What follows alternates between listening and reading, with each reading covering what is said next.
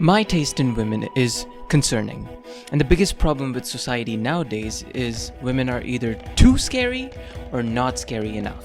So today, I'm going to fix women once and for all by making the perfect woman, a woman to rule all women, the ultimate life form, an eldritch being of feminine essence.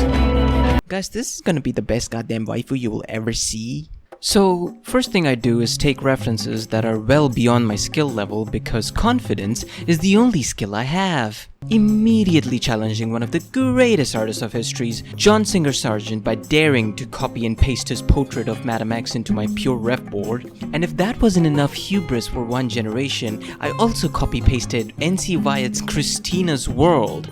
I also took a bunch of other artworks that were baller as well. I also got some clothing references. And with that, I had perfectly set myself up with expectations big enough to eclipse your mother. I started the sketch with the head a little slowly because apparently going slowly helps. And it really did. It helped me realize how much I have no idea what I'm doing most of the time. I made 2 ovals for the torso and then proceeded to lie to myself. We have our first billion mistakes, but you're not gonna know. You're not gonna know I make mistakes. But then I steeled my resolve and reminded myself that this is going to be the ultimate woman. So I made her thighs denser than a supernova. I then made the booba and swiftly moved on to... I wish women didn't have arms, okay? Especially Madame X. What is that? How am I supposed to understand that? What do you do?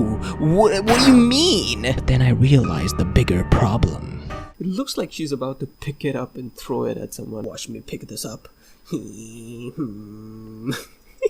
It was a bit of a cope, but I had fun with it. I quickly realized copying Madame X to a T is the wrong use of that T. Copying masters is kind of hard, and other obvious facts here on the Disney Channel. As I continued to cope, I did not draw today.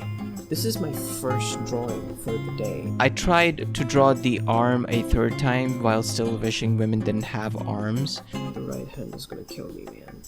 I continued to the face, but I made it a little bit itty-bitty. That sucks. I rescaled it, did a bunch of liquify, which is honestly a godsend. Use liquify when you can for sketches. And then I pretended to know what anatomy was by making a bunch of lines on a woman's abs. It was whatever. Okay, I know this looks like a bunch of bullshit, but trust me, this is one of the only times I actually knew what I was doing. I was trying to understand how the forces of the body will shape her. I swear this is not a cope, I swear I knew what I was doing here. After rescaling and adjusting everything to look more gestural, I decided to finally do the left arm, which I had intentionally left kinda vague. And honestly, not that difficult. Is what a liar would say. It took me 1, 2, 3, 4, 5 goddamn attempts to get the other hand to look even remotely normal. But this is for the ultimate woman, okay? And guess what? Things only go smoother from here on out. So, right off the bat, I tried to give her the same clothes as Madame X, but I immediately felt like I had made a woman far too dominant and powerful to have a delicate black dress look appropriate. I then went for this turtleneck uniform kind of thing with no sleeves. I then made the pants that function like leggings, but probably don't feel like leggings, because I wanted to show thighs thicker than a supernova. I then did the dress shirt sleeves that expose her shoulders. I genuinely wanted to keep the shoulders exposed because I feel like it conveys femininity without being overtly sexual. Apparently, I keep forgetting that the thighs thicker than a supernova convey all of the femininity necessary. A lot of the other sketch refinement was very much standard for the day. I wasn't really planning on doing too much, at least until I had like a day's worth of rest to incubate ideas. This is day 2. You would expect, since I said that, it has only been a 1 day. Yeah, no. It's been a whole last week, and I'm actually scared that this won't turn out to be as good as I wanted it to be. I must have ate good this day, because my mind was so much more focused than it needed to be. I fixed the table, I fixed the buttons, I fixed the clothing, I even fixed the face. I didn't know there was something wrong with it, but I fixed it. This is a separate section because I sort of didn't know what hairstyle would an eldritch being have. My first thought was, wait, isn't she just gonna be bald? But then I thought, maybe I'll have a good idea if I just slowly fill in her scalp. If I don't have a good idea, I'll just let her be bald. Did you know the scalp is only called a scalp if there's hair on it? Otherwise, it's just called the top of the head. That is a fact that I completely made up. I decided to go with this wild sort of upwards flowing hair. Her hair sort of symbolizing the darkness of thoughts a lot of us have at the back of our minds.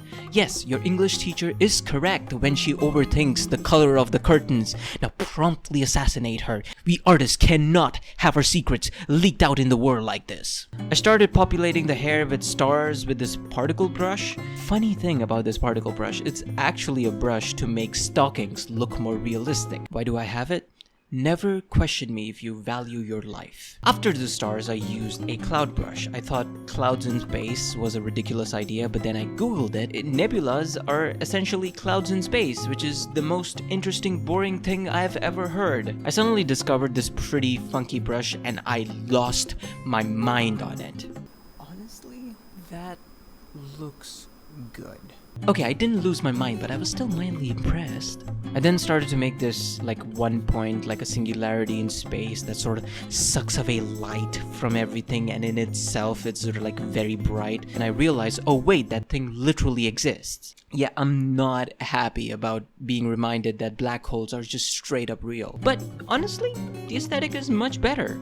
In another world, perhaps this section could have been much more interesting. I just wanted a bit of noise in the background to make her seem more real. I was planning to go with her being an actual life-size titan on top of a grassy hill, but decided against it because of the table. I had no idea what colors I was going to use, which in hindsight feels like it should have been obvious given how saturated the background was. If your shit is this saturated, use muted colors, your grays, your whites, your blacks, browns, and pastels. But then I proceeded to use the loudest, most eye-melting colors to use as masks. I knew I didn't want the diverse palette.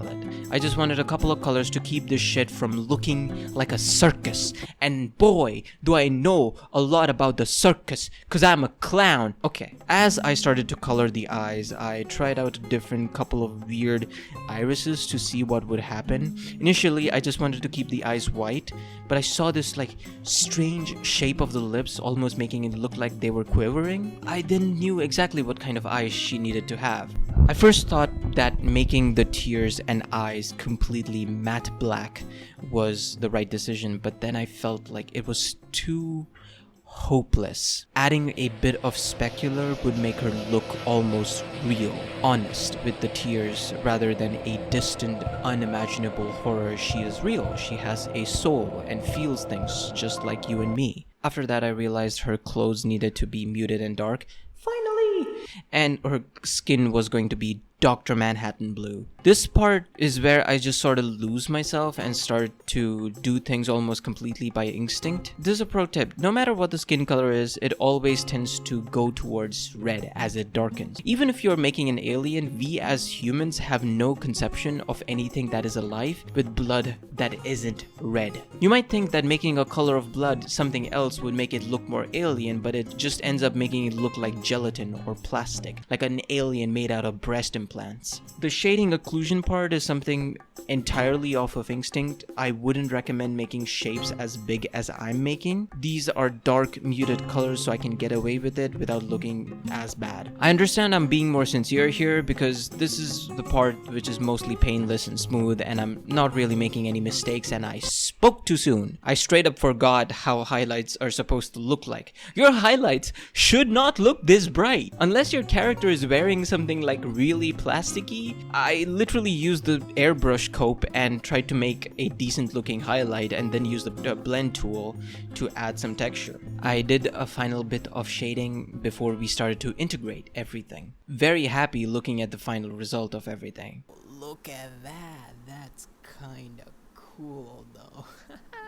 This part doesn't really have a lot of elaboration warranted. This is mostly just overpaint and getting rid of any mistakes and just shoring up all the sides. I could just let music play over this part, but no! I'm gonna tell you why I'm proud of this piece, okay? Obviously, it isn't perfect. I could have probably spent more time fixing some of the more deeper problems, but I wasn't completely focused because I was constantly trying to be funny while recording, which is the stupidest thing. Don't talk while you draw. But the thing is, I made something that is kind of personal to me. To me, there's something real about making a woman seem like an unapproachable horror while still being a vulnerable being. The expression is wise enough to see the horrors of the world, and yet it's blind to what is right in front of her. And of course, her ginormous supernova thighs, which, fun fact, literally no one commented on, which they were either too shy to actually mention anything, or they straight up didn't think it was worth a mention because it fit everything perfectly. Either way, it's a win in my book. Anyway, I hope you like this video. I'm Shimon, and I'm signing off. Bye bye.